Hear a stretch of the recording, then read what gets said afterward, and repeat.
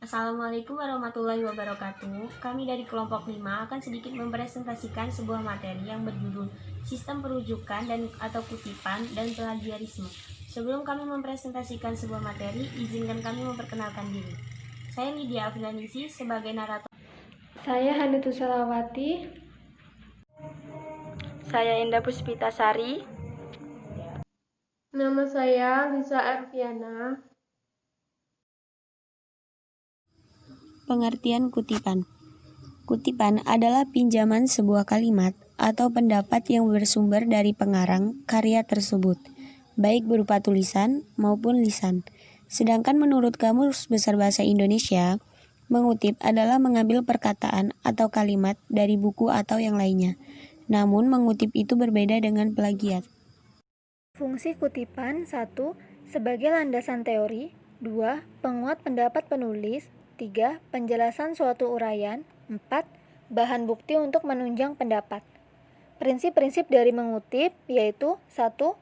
Agar tulisan tersusun menjadi satu himpunan, penulis hendaknya tidak terlalu banyak mengutip. 2. Kutipan dianggap benar jika penulis menunjukkan tempat atau asal dari kutipan sehingga pembaca dapat menyesuaikan kutipan dengan sumber aslinya. 3. Kutipan hendaknya diambil seperlunya agar tidak merusak uraian sebenarnya. 4. Kutipan yang panjang sebaiknya dimasukkan dalam lampiran. 5. Menghilangkan bagian kutipan diperkenankan dengan syarat bahwa penghilangan bagian itu tidak menyebabkan perubahan makna. Hal-hal yang perlu diperhatikan dalam mengutip antara lain: 1. Penulis mempertimbangkan bahwa kutipan itu perlu. 2. Penulis bertanggung jawab penuh terhadap ketepatan dan ketelitian dari kutipan. 3. Kutipan dapat terkait dengan penemuan teori. 4. Jangan terlalu banyak mempergunakan kutipan langsung. 5. Penulis mempertimbangkan jenis kutipan dan kaitannya dengan sumber rujukan tersebut. Selanjutnya, jenis-jenis kutipan. Yang pertama, kutipan langsung. Kutipan langsung adalah salinan yang sama dengan bentuk aslinya, yang dikutip dalam hal susunan kata dan tanda bacanya. Kutipan langsung tidak boleh lebih dari satu halaman.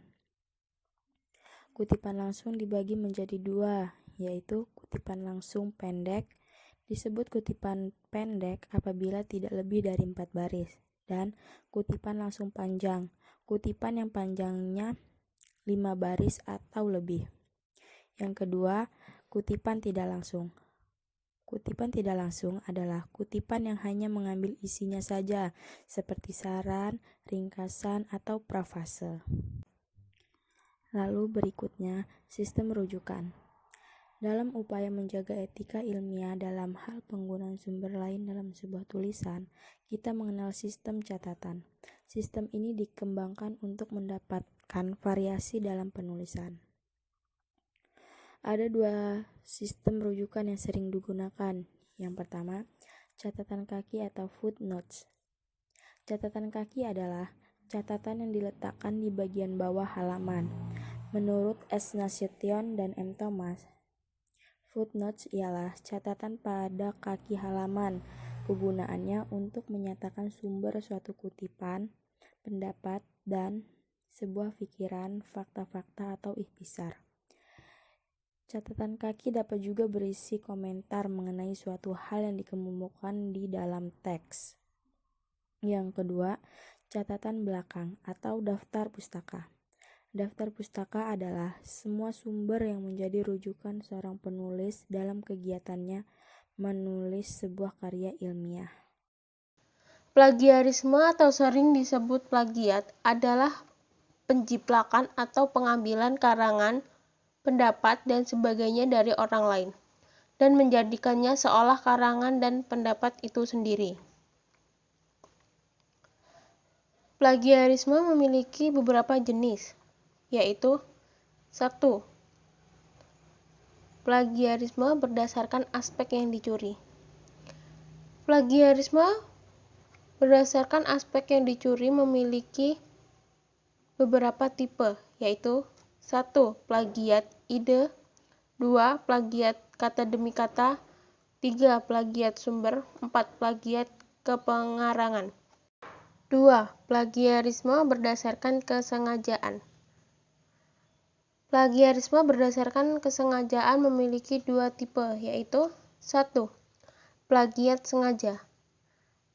Jenis plagiat ini ditunjukkan dengan melakukan secara sadar, menggunakan, meminjam, menjiplak karya orang lain, baik berupa ide, gagasan, kalimat, dan teori, tanpa mencantumkan sumber referensi.